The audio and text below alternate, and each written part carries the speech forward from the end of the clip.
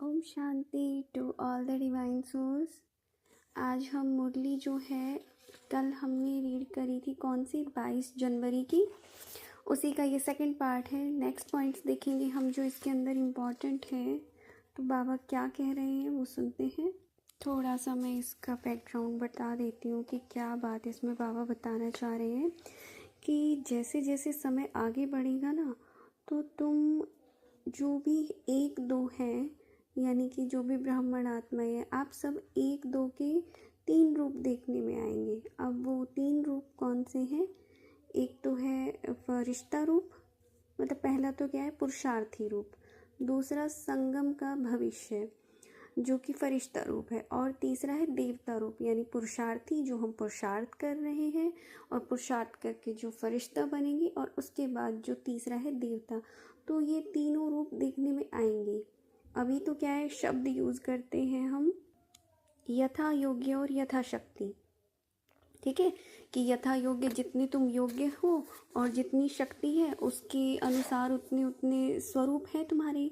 लेकिन कुछ समय बाद ये यथाशक्ति सब शब्द भी ना ख़त्म हो जाएगा, ठीक है, ये शब्द ख़त्म हो जाएगा और हर एक अपने नंबर प्रमाण संपूर्णता को प्राप्त हो जाएंगे, ठीक है। और इसका बहुत गहरा मीनिंग है कि सबकी संपूर्णता की स्टेज एक नहीं है, संपूर्ण है तो भी एक नहीं है, और उसको खाली भी नहीं कहेंगे, कमी भी नहीं कहेंगे। जैसे अगर हम बल्ब के थ्रू एग्जांपल लें, जैसे एक होता है कि ये भाई 100 वाट का बल्ब है, ठीक है, ये आपका 20 वाट का बल्ब है, ये 10 वाट का है, तो उसके अंदर अपनी पावर के या कैपेसिटी के अकॉर्डिंग वो संपूर्ण है कि उतनी ही रोशनी तुम्हें देगा, वो कंप्लीट है, उसमें कोई कमी नहीं है। तो सेम जो आत्माओं का जो भी नंबर है, जो भी पद है, वो जिस भी नंबर की आत्मा है उसी के अकॉर्डिंग उस संपूर्णता को वो प्राप्त कर लेगी, उस तक उसकी स्टेज कंप्लीट हो जाएगी, वो उसके लिए संपूर्णता है। तो यहाँ हर आत्मा के लिए संपूर्णता अलग है, सबकी जो डिग्री है वो एक जैसी नहीं है, सबकी डिग्री अलग अलग है। तो उस डिग्री तक कंप्लीशन पे पहुंच जाना ही संपूर्णता है। कि जैसे सुनते हैं ना कि जब संपूर्ण बन जाएंगे, अंत में तुम संपूर्ण बन जाएंगे, तो इसका मतलब ये ना समझे कि सभी कोई बिल्कुल एकदम एक्यूरेट 100% बन जाएंगे, नहीं। जितनी उस आत्मा की, उस सोल की डिग्री है, उतनी ही डिग्री तक वो आत्मा कंप्लीशन में चली जाएगी, उससे ऊपर वो जाएगी ही नहीं। क्योंकि उसका जो बर्तन है, उसका जो वेसल है, या यूं कहो उसकी जो डिग्री है, ठीक है, उसकी जो वाइब्रेशन पावर है, फ्रीक्वेंसी है, वो सिर्फ और सिर्फ उतनी ही है। तो ये है। तो अभी देखो, पॉइंट टू बी अंडरलाइन, ये सारा मैंने इसके रिगार्डिंग बताया था कि पॉइंट है ये।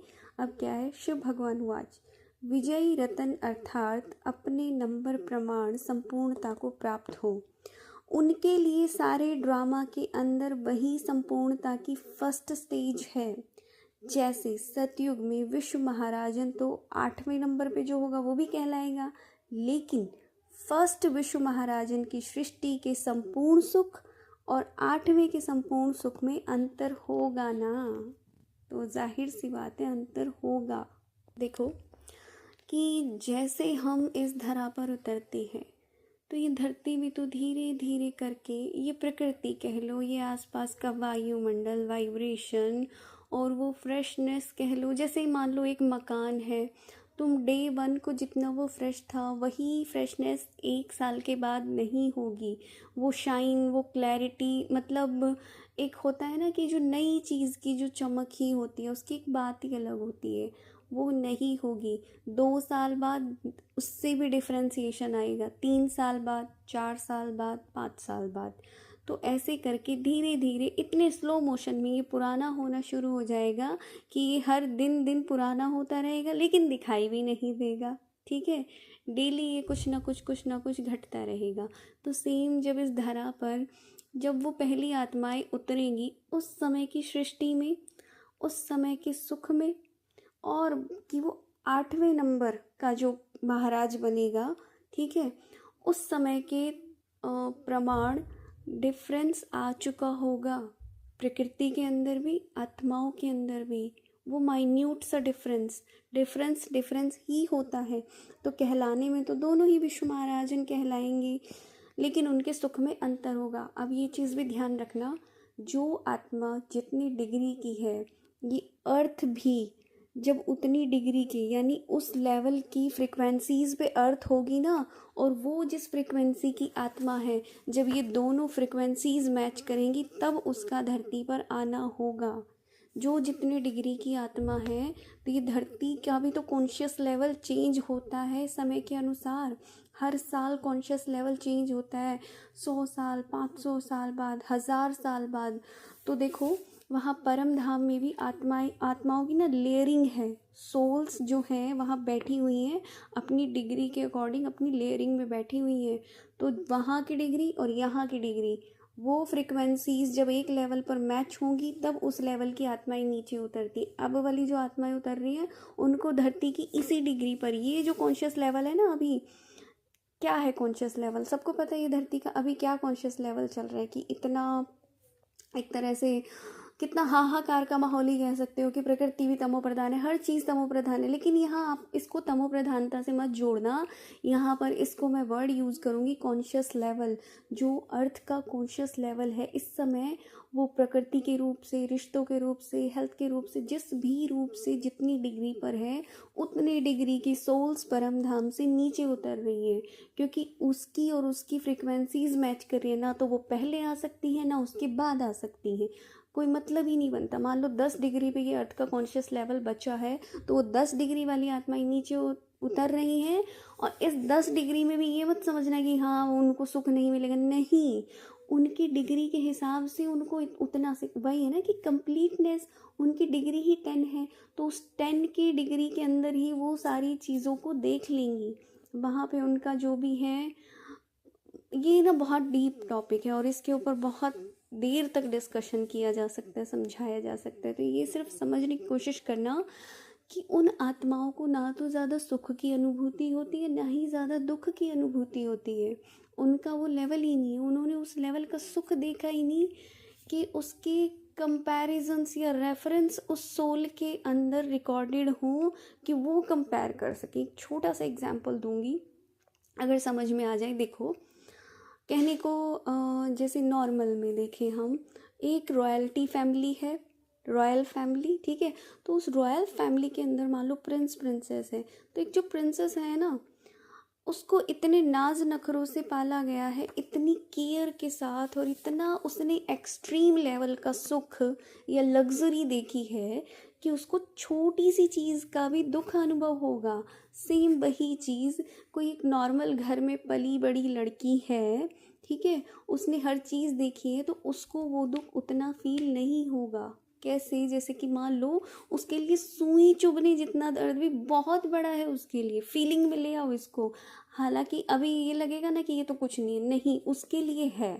और यही चीज़ किसी नॉर्मल साधारण, एक मान लो एक किसान ही है, वो खेत में काम करता है डेली, उसको पता नहीं कितने कांटे चुभते होंगे पैरों में, वो उसको नंगे पैर भी चलना पड़ता है। उसका जो हथेलियाँ या फिर उसके जो पैरों के तलवे होते हैं वो काम कर कर के इतने हार्ड, इतने सख्त हो चुके होते हैं कि उसको नहीं है वो चीज़ की फीलिंग, कि जिस चीज़ को तुम एक तरीके से दुख समझ रहे हो, उसके लिए तो वही इतना बड़ा दुख हो गया। उसको थोड़ा सा अगर पैदल चलना पड़ जाए, कि जो हमेशा चैरियट में चलती है या गाड़ियों में चलती है, उसको चलना पड़ जाए, उसके लिए बहुत बड़ी बात है ये, ठीक है। तो यहाँ से सिर्फ और सिर्फ हम आत्मा के लेवल को डिफाइन कर रहे हैं, ना कि इन चीज़ों में जा रहे हैं कि हाँ ऐसा करना चाहिए या इस करने से कोई दुख नहीं है या सुख है, ये तो उन सब चीज़ों में नहीं जा रहे हैं। आप सिर्फ समझने की कोशिश करना, ठीक है। और कुछ हैं कईयों किलोमीटर चलते हैं, वो थकते ही नहीं, उनको आदत है भाई, वो कर सकते हैं ये चीज़। तो यहाँ से सुख के अंदर भी डिफरेंस आता है। तो वो जो आत्माएं आएंगी, जब ये धरती की डिग्री इतनी कम हो रखी है, उसी लेवल की वो आत्माएं आ रही है, और अपनी ही जो उनकी कंप्लीट डिग्री है ना, उतने तक का ही वो सुख भोगेगी। और उसके बाद धीरे धीरे, क्योंकि देखो डिप्लीशन होना स्टार्ट हो जाता है, एक बल्ब भी है उसकी भी एक एज होती है कि कितने टाइम तक वो चलेगा, धीरे धीरे धीरे करके ना वो डिम होने लगता है, उसका प्रकाश जो है मंद होने लगता है, ठीक है। वो अचानक से नहीं होता, और उसकी भी गलती नहीं है, किसी की भी नहीं है, क्योंकि यूज़ करेंगे तो वो धीरे धीरे होता ही जाएगा। 10 से 9, 8, 7, 6, 5, 4, एक दिन वो बल्ब फ्यूज़ हो जाएगा, ऐसा ही होगा। तो सेम ये चीज़ इनके साथ होगी, ठीक है। 100 डिग्री वाला 100 डिग्री की वो ब्यूटी, वो तो वो नज़ारे ही इतने स्पेक्टेकुलर हैं कि तुम एक्सपीरियंस ही नहीं कर सकते। और बहुत यहाँ तक बोलते हैं कि वो कलर्स ही नहीं है इस दुनिया में जिससे बना सके वहाँ के रंग जो हैं इतने वाइब्रेंट, वो कलर्स तो यहाँ के रंगों को यूज़ करके तुम बना ही नहीं सकते। तो वो तो ऐसा चेंज होगा। तो समझ में आया ये? हर कोई अपनी संपूर्णता की स्टेज को प्राप्त करेगा और सबकी संपूर्णता की स्टेज अलग है। और जो ये किसी मुरली में कभी आया तो इसके ऊपर भी डिस्कशन करेंगे फिर कभी। आज के लिए इतना ही। ओम शांति। Thank you so much. मुरली को लाइक शेयर और सब्सक्राइब कर सकते हैं आप। इतना प्यार देने के लिए शुक्रिया। और कल मैंने एक कमेंट पढ़ा जिसमें कोई भाई है, वो नाम पूछ रहे हैं कि कौन बीके दीदी है, वो अपना नाम बताएं। तो ठीक है जी, इस देह का नाम निशा है। बाकी मिलते हैं नेक्स्ट मुरली में। ओम शांति।